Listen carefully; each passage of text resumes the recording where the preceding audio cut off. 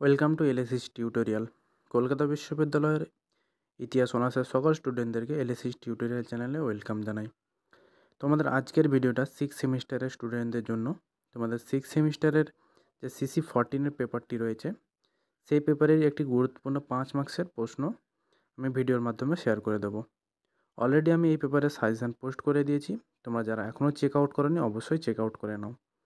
Already আমি তোমাদের DSC A3 পেপারেরও suggestion post করে দিয়েছি এবং ডিএসসি A3 পেপারে অনেক গুরুত্বপূর্ণ কোশ্চেনের অ্যান্সারও আমি ভিডিওর মাধ্যমে পোস্ট করে দিয়েছি।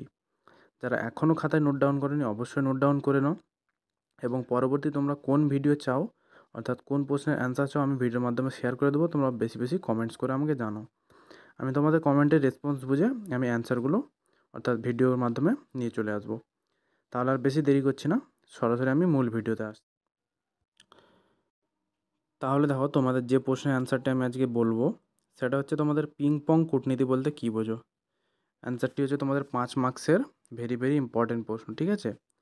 তোমাদের সাজেশানে আমি এই প্রশ্নটাও দিয়েছিলাম, তাই তোমরা অবশ্যই খাতায় দেখে নোট ডাউন করে নাও। এবার অ্যান্সারটি আমি বলছি, দেখো। পিং পং কূটনীতি বলতে বোঝায় 1970-এর দশকের শুরুতে যুক্তরাষ্ট্র ও চীনের মধ্যে সম্পর্ক উন্নয়নের লক্ষ্যে টেবিল টেনিস খেলার মাধ্যমে গৃহীত কূটনৈতিক পদক্ষেপ।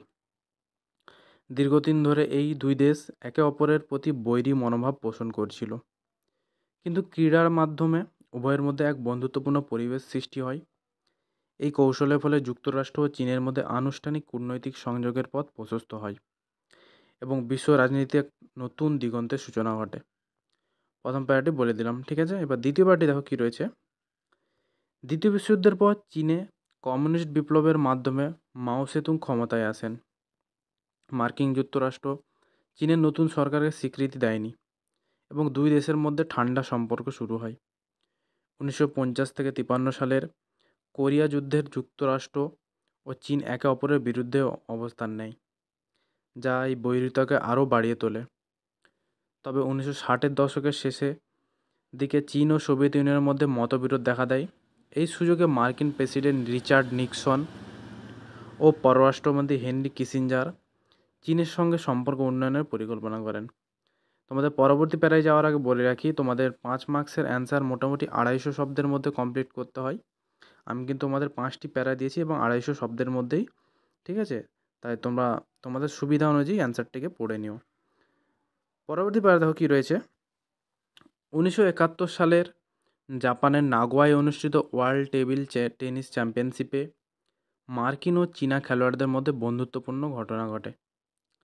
মার্কিন খেলোয়াড় গ্লেন কোয়ান্দি ভুলবশত চীনা দলের বাসে উঠে পড়েন, যেখানে চীনা খেলোয়াড় জুয়াং জেদং তাকে স্বাগত জানান এবং একটি রেশমের স্কার্ফ উপহার দেন। এই ঘটনা আন্তর্জাতিক গণমাধ্যমে আলোচিত হয় এবং চীনা প্রধানমন্ত্রী চৌ এন লাই মার্কিন দলকে চীন সফরে আমন্ত্রণ জানান। এরপর 1971 সালের এপ্রিলে মার্কিন পিং পং দল বেজিং সফর করে, যা দুই দেশের মধ্যে বন্ধুত্বপূর্ণ সম্পর্কের সূচনা করে। 3টি প্যারা বলে দিলাম। তারপরে প্যারায় যাওয়ার আগে বলে রাখি, তোমরা যদি এই পেপারে কেউ নোটস পারচেস করতে চাও PDF আকারে আমাকে হোয়াটসঅ্যাপে মেসেজ করতে পারো। আমি স্ক্রিনে আমার নাম্বার দিয়ে রাখলাম, সরাসরি আমাকে হোয়াটসঅ্যাপে মেসেজ করতে পারো, ঠিক আছে। তারপরে দেখো, পিং পং কূটনীতির সফলতার পরপরই হেনরি কিসিঞ্জার গোপনে চীন সফর করেন এবং কূটনৈতিক আলোচনা করেন। এর ফলস্বরূপ 1972 সালের ফেব্রুয়ারিতে রিচার্ড নিক্সন চীন সফর করেন, যা আধুনিক কূটনীতির অন্যতম গুরুত্বপূর্ণ ঘটনা। এই সফরের মাধ্যমে দুই দেশের মধ্যে সম্পর্ক স্বাভাবিক হতে শুরু করে এবং অবশেষে 1979 সালে আনুষ্ঠানিক কূটনৈতিক সম্পর্ক স্থাপিত হয়। নিক্সনের এই সফর শুধু যুক্তরাষ্ট্র চীন সম্পর্কে নয়, বরং বৈশ্বিক রাজনীতির জন্যও তাৎপর্যপূর্ণ ছিল। পরবর্তী প্যারায় দেখো কী রয়েছে। পিংপং কূটনীতি আন্তর্জাতিক সম্পর্ক উন্নয়নের ক্ষেত্রে খেলাধুলার শক্তিশালী ভূমিকার এক উজ্জ্বল দৃষ্টান্ত। এটি প্রমাণ করে যে খেলাধুলা শুধু বিনোদনের জন্য নয়, বরং পারস্পরিক বোঝাপড়া ও কূটনৈতিক অগ্রগতির মাধ্যমেও হতে পারে। এই কূটনীতির ফলে যুক্তরাষ্ট্র ও চীনের মধ্যে অর্থনৈতিক ও রাজনৈতিক সম্পর্কের নতুন যুগের সূচনা হয়।